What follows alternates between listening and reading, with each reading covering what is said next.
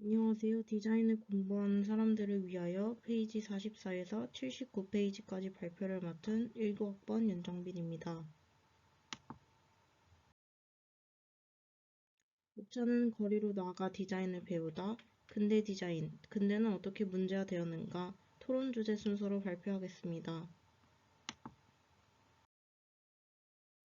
먼저 거리로 나가 디자인을 배우다 오오타케 마코토의 이야기입니다.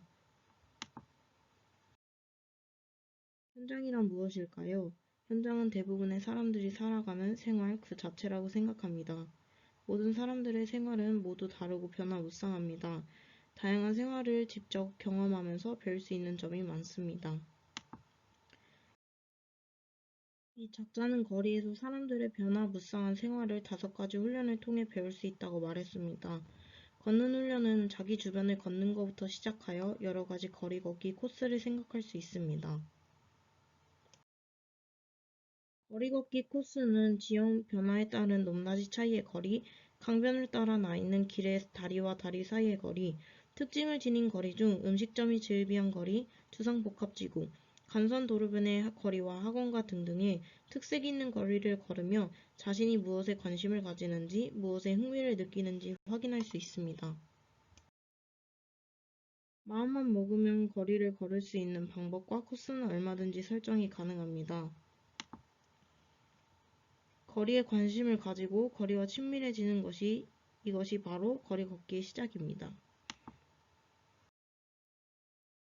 보는 훈련입니다. 본다는 것은 매우 창조적인 행위입니다. 그러니 거리에 나아가 관찰하는 것이 중요합니다. 거리로 나아가 마음에 드는 것, 신경을 자극하는 것을 보며 몰두하는 자세를 가져야 합니다. 거리로 나아가 관찰하다 보면 무언가를 발견할 수 있고 또 생각지 않은 깨달음을 얻을 수 있습니다. 보는 훈련을 통해 자연스럽게 관심을 가져보며 익숙해지면 무수한 것들 중 마음을 움직이는 것을 순간적으로 캐치하는 선별력을 가질 수 있습니다. 접하는 훈련입니다. 보는 것에 그치지 않고 사물을 접하고 체험할 필요가 있습니다. 거리에는 다양한 소재와 재료로 구성되어 있으므로 그 소재와 재료가 지니는 질감에서 거리의 특색을 감지하고 동시에 이해할 수 있습니다. 거리를 접하는 훈련 중 프로타주, 탁본, 줄자를 가지고 다니며 거리 재보기, 거리의 다양한 소리와 냄새를 통해 체험해보기 등이 있습니다. 읽는 훈련입니다. 거리로 나아가기 전 걸어갈 코스를 먼저 지도를 읽을 필요가 있습니다. 주변의 도로와 주도로, 산과 녹지나 공원 등을 지도에 다르게 표기하여 구분시켜줍니다. 서로 다른 지도와 비교해보는 것도 읽는 훈련에 도움됩니다. 모으는 훈련입니다. 거리를 걷다가 기록에 남기고 싶은 건물과 거리를 지도에 표시한 후 스케치를 해두며 스스로 수집한 중요한 데이터베이스가 됩니다. 두 번째로는 사진이나 비디오를 기록하는 것입니다. 망설이지 않고 기록하고 싶은 것을 사진에 담는 것이 중요합니다. 세 번째로는 테이프 녹음입니다. 거리에서 나오는 다양한 소리를 테이프에 녹음하여 기록하는 것입니다.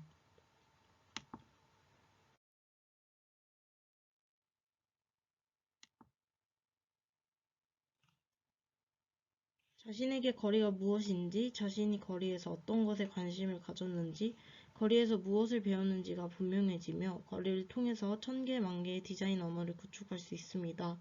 얻은 디자인 언어를 통해 풍부한 디자인 감각을 키워나갈 수 있는 디자이너가 될 수 있습니다. 다음은 두 번째 가시와기 히로시의 근대 디자인, 근대는 어떻게 문제화되었는가입니다. 근대 디자인의 역사에 주목하는 방법입니다. 근대 디자인의 실천 과정에서 어떤 의도를 가지는지, 어떤 기능을 했는지, 디자인과 사회적 현상은 어떤 관계를 보이는지, 근대 디자인은 어떤 테마와 문제로 시작되었는지에 대해 주목해 보아야 합니다. 근대 디자인의 특징입니다. 첫 번째, 기존의 여러 가지 제도에서 해방된 사회를 위해 바람직하고도 적합한 환경을 구축하려는 목적으로 전개되었다는 점입니다. 예를 들어 일상생활에서 예술성을 접목시키려 한 19세기 영국의 윌리엄 모리스, 20세기 전반 독일의 조형 학교 바우하우스의 디자인 운동 등이 그런 특징을 보여줍니다. 두 번째, 디자인에는 시장의 활성화를 위한 상품의 스타일링이라는 측면이 있습니다. 자본주의의 시장경제 원리가 지배하는 우리 사회에서 모든 상품은 새로움을 가치로 삼으며 상품은 쉬지 않고 갱신을 거듭하며 오래된 과거와 차별화를 꾀하고 거기에서 이윤을 얻습니다. 세 번째 특징에는 이상적인 생활 환경을 위한 시도도 아니고 그렇다고 의도적인 시장 전략도 아닌 거의 이렇다 할 계획 없이 생겨난 디자인을 통해 우리가 사용하는 디자인에는 반드시 기능과 디자인이 있음을 알 수 있습니다. 근대 디자인과 사회적 현상의 관계입니다. 일본의 한신 대지진 발생 후 고베 지방을 돌아봤는데 아직도 가스관이나 수도가 복구되지 않은 것들이 많았습니다. 이러한 현상을 보았을 때 거대 인프라 구조를 정비해야 한다고 주장해왔던 전후 도시계획의 규범적 사고의 균열이 초래된 것을 알 수 있습니다. 진리교 사건은 우리들이 생활하는 도시에서 떨어져 자립과 자율이 가능한 공간이었는지 그곳에서 생활하던 사람들의 말에 의하면 그렇게 될 예정이었지만 그들에게 생활에 명확한 프로그램이 있었다고는 여겨지지 않습니다.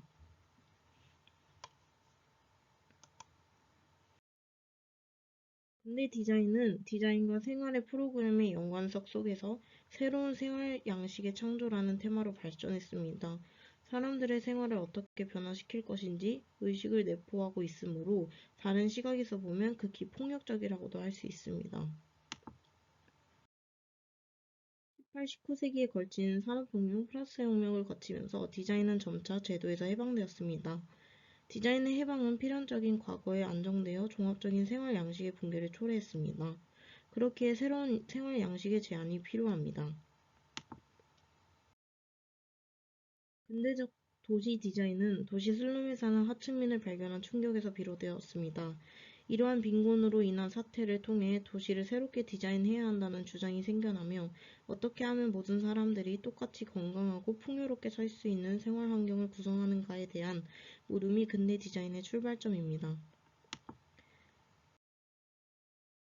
앞서 본 두 가지 문제를 해결하기 위해 20세기의 새로운 도시 환경 디자인 제안을 두 가지로 나눌 수 있는데 첫 번째는 인구를 제한하여 공간을 조절한다는 저밀도 전원 도시 개념, 두 번째는 폭발하는 인구에 대응하는 르코르비지에의 고밀도 도시 개념이 두 가지가 있습니다.